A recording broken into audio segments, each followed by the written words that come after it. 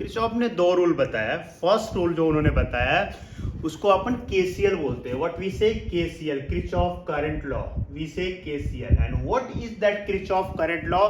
Kirchhoff current law is algebraic sum of all the current equal to zero. किसी भी junction पे Kirchhoff current law क्या होता है? किसी भी जंक्शन पे सारे करंट को साइन के साथ ऐड करोगे। एल्जेब्रिक सम का मतलब क्या होता है? आप साइन के साथ ऐड करोगे। कौन सा साइन पॉजिटिव है, कौन सा साइन नेगेटिव है। अगर किसी जंक्शन पे किसी इलेक्ट्रिक करंट को ऐड करोगे साइन के साथ, तो नेट करंट क्या होना चाहिए? जीरो। अब जंक्शन क्या होता है? Junction is nothing but a network of a wire. बहुत सारे वायर्स को आप इकट्ठा कर दो, जोड़ दो, ऐसे बहुत सारे वायर को ऐसे ऐसे जोड़ दो और यहाँ पे एक नॉट बन जाएगा और इसी को क्या बोलते हैं अपन? जंक्शन।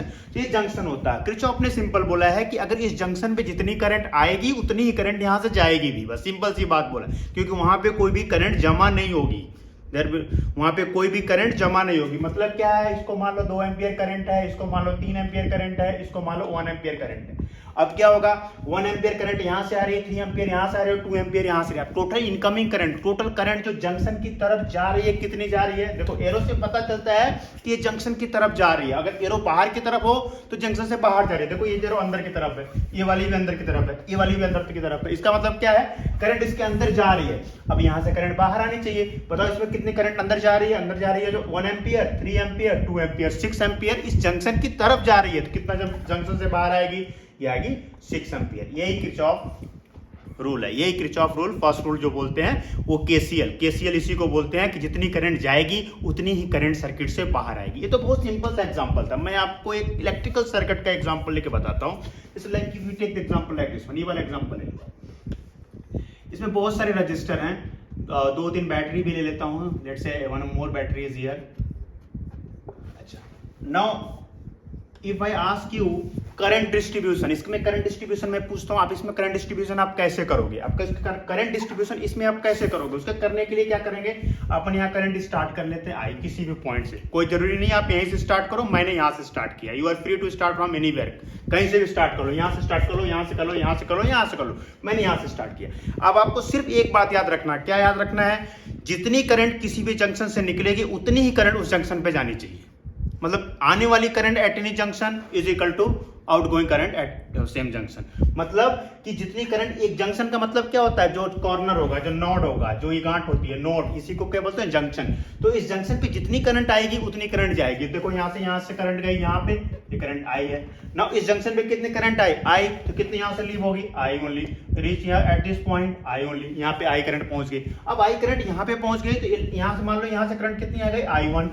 तो आई तो यहां से आ रही थी, I1 ये ले लिया। इसमें बचा कितना? I minus I1। जैसे मान लो यहाँ 10 एम्पियर करंट जा रही है, 2 एम्पियर इसने ले लिया, कितना बचा? 8 एम्पियर।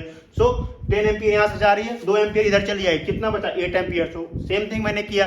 यहाँ पे I करंट जा रही है, I1 इसमें चली आई, कितना करंट बच गया? I minus I1। सो यहाँ पे करंट बच गया I minus I1। So I minus I1 यहाँ से आ गया और I1 यहाँ से आ गया। अब यहाँ से आप देख लो, ये I1 है और ये I माइनस I1 है। जब आप दोनों को ऐड करोगे तो क्या आ जाएगा? I हो जाएगा। इसी को बोलते हैं केसीएल। यही होता है किरचॉफ करंट लॉ।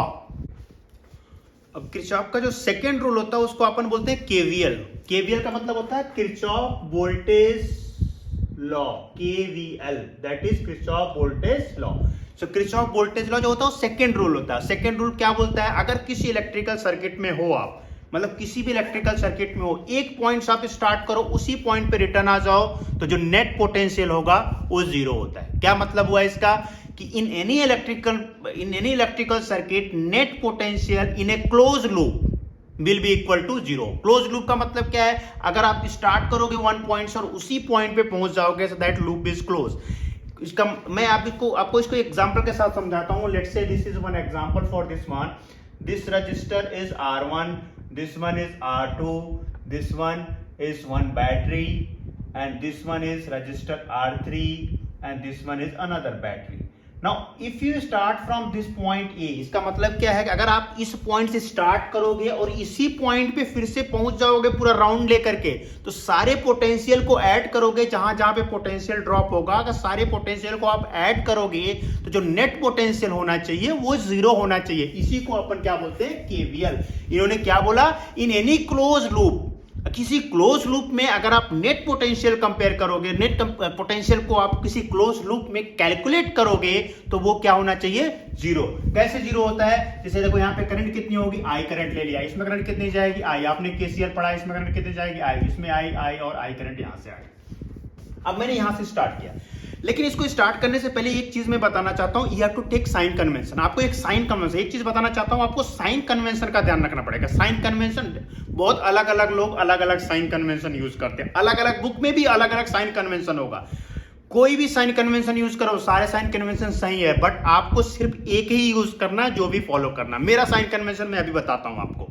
मेरा साइन कन्वेंशन ये है कि आप पहले डिसाइड कर लो कि आपको क्लॉकवाइज राउंड लेना है, एंटी क्लॉकवाइज। राउंड लेना का मतलब होता है हाइपोथेटिकली, मतलब आप इमेजिन कर रहे हो। एक्चुअली राउंड तो कोई नहीं लेता इलेक्ट्रिकल सर्किट में, इलेक्ट्रिकल सर्किट में कोई राउंड नहीं ले सकता, आप इमेजिन कर रहे हो। Hypothetically you are taking round in that, so if you are taking round in that, तो आप अगर इसमें राउंड ले रहे हो तो जैसे मान लो आप क्लॉकवाइज राउंड ले रहे हो, वैसे आप क्लॉकवाइज लो या एंटी क्लॉकवाइज लो, कोई फर्क नहीं करता, आपकी चॉइस है, बट मैं इसमें क्लॉकवाइज राउंड ले रहा हूं। अब राउंड लेके क्या करूंगा, जिस पॉइंट से स्टार्ट करूंगा उसी पॉइंट से मेरे को पहुंचना है, वो नेट पोटेंशियल क्या लिख दूंगा, जीरो। रास्ते में अगर रजिस्टर मिला तो पोटेंशियल क्या होगा, I इंटू आर। अगर बैटरी मिला तो V होगा। अब साइन कैसे डिसाइड करेंगे, रास्ते में अगर रजिस्टर मिला और रजिस्टर में करंट मेरे डायरेक्शन में ही है, जिस डायरेक्शन में मैं मूव कर रहा हूं उसी डायरेक्शन में करंट है, तो क्या लिख दूंगा, पॉजिटिव I इंटू आर। अगर मेरे अपोजिट डायरेक्शन में करंट, रजिस्टर में मैं बात कर रहा हूं, अगर अपोजिट डायरेक्शन में है क्या लिख दूंगा, negative I into R. Register की बात खत्म। बैटरी में क्या करेंगे, बैटरी के केस में क्या करेंगे कि अगर बैटरी में देखेंगे पहले मैं नेगेटिव टर्मिनल पे एंटर कर रहा हूं या पॉजिटिव टर्मिनल पे एंटर कर रहा हूं। अगर नेगेटिव टर्मिनल पे एंटर करूंगा पहले तो क्या हो जाएगा, नेगेटिव पोटेंशियल लिखेंगे, अगर पॉजिटिव टर्मिनल पे एंटर करेंगे तो पॉजिटिव पोटेंशियल लिखेंगे। We will solve this numerical. मैं इस न्यूमेरिकल को सॉल्व करके दिखाता हूं तो थोड़ा ज्यादा क्लियर होगा, अंडरस्टैंडिंग थोड़ी ज्यादा आएगी। क्या मैंने बोला, आई सेड कि इन केस ऑफ रजिस्टर के केस में, मैंने क्या बोला, रजिस्टर के केस में आप सेम डायरेक्शन में हो, पॉजिटिव पोटेंशियल लिखो I into R, opposite direction में हो, नेगेटिव लिखो। बैटरी के केस में आपको डिसाइड करना है कि आप वो नेगेटिव पे पहले एंटर कर रहे हो या पॉजिटिव पे एंटर कर रहे हो। अगर आप नेगेटिव पे पहले एंटर कर रहे हो, नेगेटिव लिखना, पॉजिटिव पे एंटर कर रहे हो, पॉजिटिव लिखना।